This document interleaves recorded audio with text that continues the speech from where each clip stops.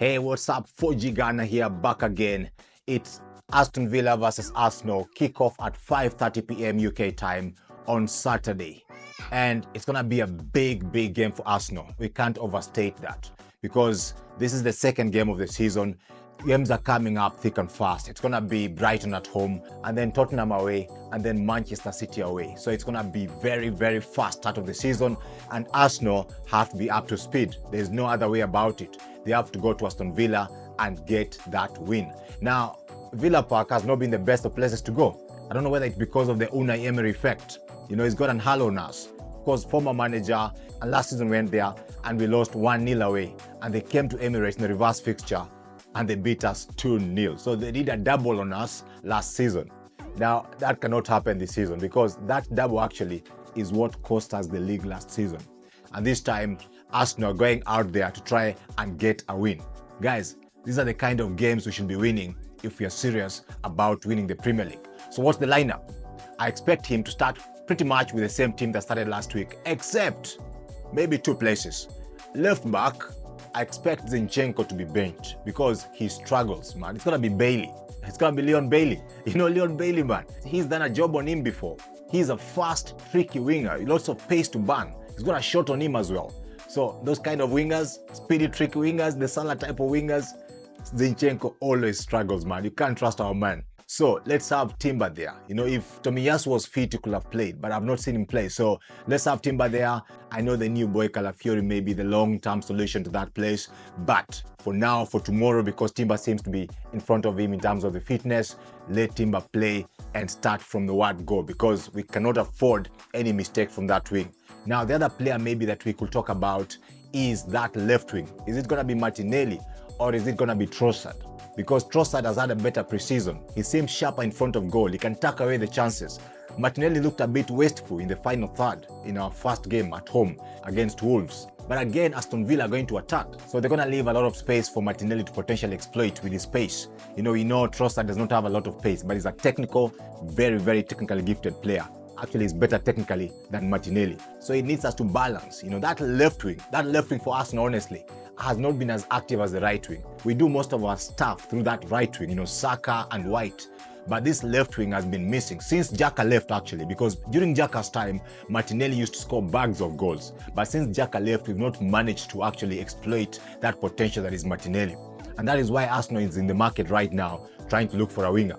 But let's come to that later. So Aston Villa, they're going to bring up players whom Arsenal has been linked before. Guys, about 6 of the guys in the Aston Villa squad have actually been linked with Arsenal before. Or like the keeper Martinez has actually played for Arsenal. Look at their defense. Look at the midfield especially. They've got Telemans. Yeah, they've got Onana, whom they just signed from Everton. They also have a player called McGinn, who has been linked with Arsenal before. The attack guys, the strikers. They've got Oli Watkins, a player whom Arsenal have been linked with several. He's an Arsenal fan. They have Leon Bailey. We've been linked with Leon Bailey before. So this is a team, out of the first 11, 6 of them are potentially Arsenal level players. So we're not going to be playing some mugs. These guys are in the Champions League. So it's going to be a very tough game for us, away fixture. Of course, they've done a double on us. But looking at that squad, looking at our squad, we should be able to win such games. I mean, our squad right now, we pretty much have world beaters in every position. So we should be able to go and slap them, you know, win 2-0, 1-0 at least, and get that done and come home with a 3-point. So the full starting lineup for Arsenal, I say, is Raya in goal, White, Saliba, Gabriel, and Timber on the left back. In midfield, it's going to be Partey, Odegaard, and Rice. And of course, forward for me, the way I think it's going to be Havertz in the middle and Martinelli on the left and Saka on the right. That's the first 11 according to my prediction. So now, what about the transfer market? Of course, we are being told that Mikel Merino is pretty much now going to be an Arsenal player very soon. They've agreed the terms. The deal is done pretty much. It's going to be when he's coming in for the medical to sign for us. They have an agreement in principle. That's what they say. So we can count Mikel Merino in to be maybe available for the next match. Maybe we're going to see him at home against Brighton. I'm sure Mikel Arteta will be very keen to speed up this player into the Arsenal squad because we need players like that one coming into the team. And he's potentially going to replace Partey in that midfield. He's a solid player, by the way, Mikel Merino. Very highly rated in that Spanish league. And after that, we are now looking to sign a super winger, someone who can guarantee us goals, especially from that left side. And we've been linked with lots of players. You know, yesterday and the day before, we were being heavily linked with Ademola Lookman, you know, who plays out there at Atalanta in Italy.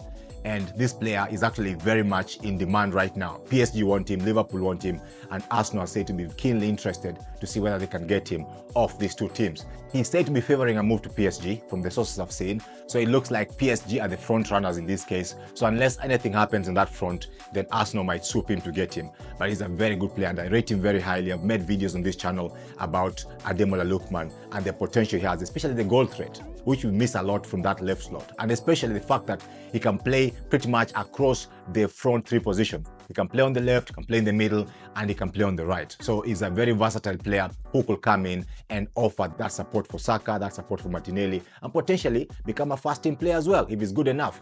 But it looks like Arsenal are going to have to keep searching and keep looking for that elusive winger, super winger to come in.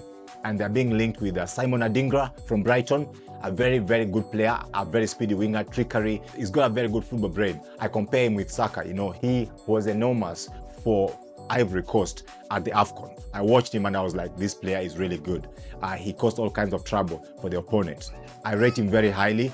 He has done a good job for Brighton and he seems to be very much in Arsenal's radar this transfer window. Who else are we interested in? Of course, we've been linked with NICO Williams from Atletico Bilbao.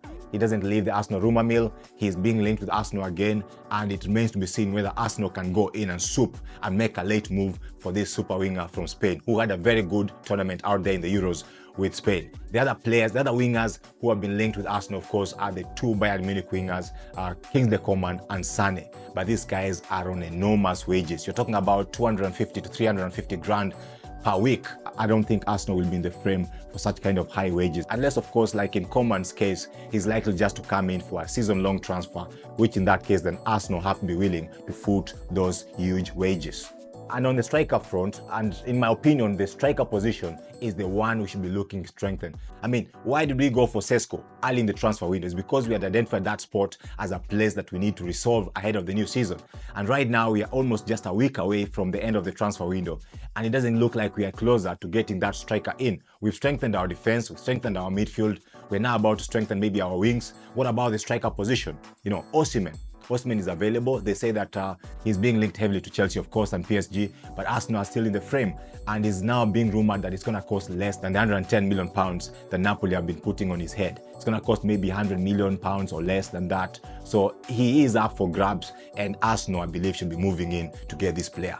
If, of course, my number one option, who's Victor GYOKERES, whom I keep drumming about, is not available. I mean, Victor GYOKERES is literally custom made for Arsenal. You know, a player who scored 43 goals in 50 games last season for Sporting Lisbon. That's the kind of striker we need. A marksman, a killer, you know, a guy in front of goal. He doesn't spare anything, just puts the ball in the net.